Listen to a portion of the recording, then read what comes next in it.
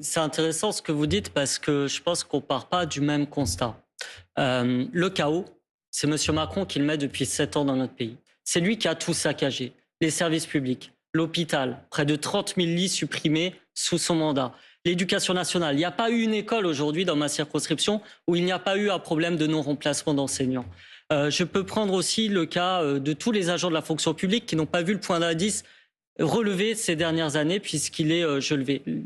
L'industrie, je vous ai écouté. Est-ce qu'il est gelé, monsieur? Je vous ai écouté avec attention, monsieur Giacolini. L'augmentation. L'industrie, je vous ai écouté avec attention. Le moindre des respects, déjà, si on veut un dialogue, c'est de s'écouter les uns les autres, je pense. J'essaie de vous corriger. C'est gentil de votre part. L'industrie, il va y avoir, par exemple, à Toulouse, une grande manifestation jeudi pour les salariés de l'industrie spatiale.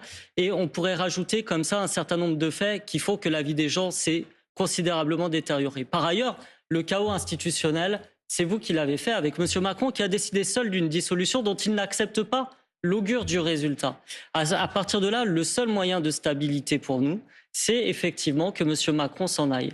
Il y a eu deux cas. Il y a eu deux cas aujourd'hui avec qui peuvent paraître un peu similaires dans l'histoire de la Ve République. C'est 1969, le général de Gaulle qui était un homme d'État.